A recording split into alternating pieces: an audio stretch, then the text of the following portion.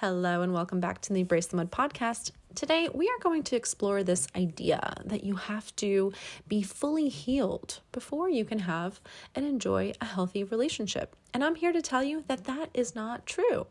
And I'm also here to tell you what is actually important and what does matter and what you do have to do in order to enjoy a thriving relationship. So let's dive in.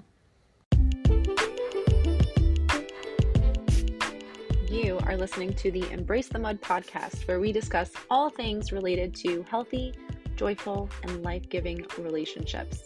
Why focus on relationships? Because the quality of our intimate partnerships and close connections influences our health, happiness, and longevity more than anything else in our lives. Relationships matter a lot. So together, let's jump into the mud, aka our messy relationships, pull some weeds, plant some seeds, and create an enriching environment where strong relationships can take root. I am your grateful host, Dara Posner. I am a relational disaster working toward relational mastery. I am also a positive psychology coach, a relational mindset coach, a blogger, and now a podcaster. Thank you for tuning into this episode of the Embrace the Mud podcast, where we discuss all things related to healthy, joyful, life-giving relationships. If you are a fan of this podcast, please subscribe, follow, like, review, and share. Your engagement in this way is crucial to the success of the podcast, and I appreciate you taking just a few seconds to support my mission, which is to help people like you flourish in life and love.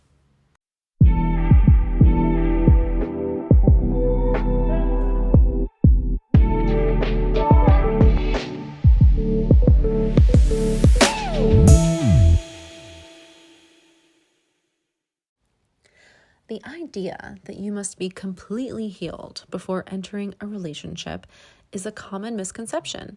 The truth is, you can be on your healing journey and still thrive in a relationship. It's not about being perfectly healed, but rather emotionally mature enough to navigate the complexities of love and connection.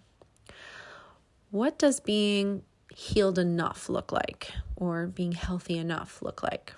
Well, it's really about recognizing when you're feeling activated, understanding your triggers, and having the emotional intelligence to manage intense emotions without reacting in hurtful ways. This is the hallmark of emotional maturity, and emotional maturity is what is required to have a healthy and thriving relationship. Now, why does this matter so much? Relationships where one or both partners lack emotional control can quickly, and often do quickly, become unhealthy and even toxic. Reactivity breeds misunderstanding and creates a cycle of pain that hinders the growth and harmony of the relationship. So here's the key. Being healed enough doesn't mean erasing every trace of past wounding. It means having the tools that you need in order to navigate them and to be able to foster an environment in your relationship where healing can continue. If you find yourself wondering about your own emotional maturity, consider these signs: difficulty managing your anger, blaming others for your feelings, or a pattern of explosive reactions. If any of these resonate, it is time to take a closer look.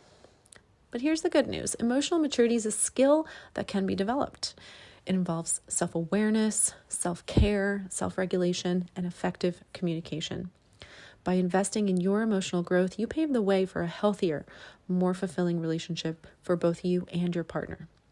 So to summarize, you don't need to be fully healed to have a healthy relationship. Instead, focus on becoming healthy enough, and that is being emotionally mature enough to navigate challenges with grace, respect, and understanding. All right, that wraps up our episode for today. Thank you for joining me on this exploration of healing in relationships on the Embrace the Mud podcast. If this episode resonated with you, please follow the podcast, share with a friend, be a part of the conversation. I'd also love to connect with you in other spaces. So if you're on Instagram, please follow me there. My handle is @EmbraceTheMud. And head over to mudcoaching.com and subscribe to my newsletter, Questions for the Soul, where I send out a weekly journal prompt to help guide you inwardly and connect you to your deepest needs and desires in life and relationships. I'll be back here very soon with another episode. But until then, please, please, please remember, you are wired for love and connection. You are capable of love and connection. You are worthy of love and connection. I'll see you real soon.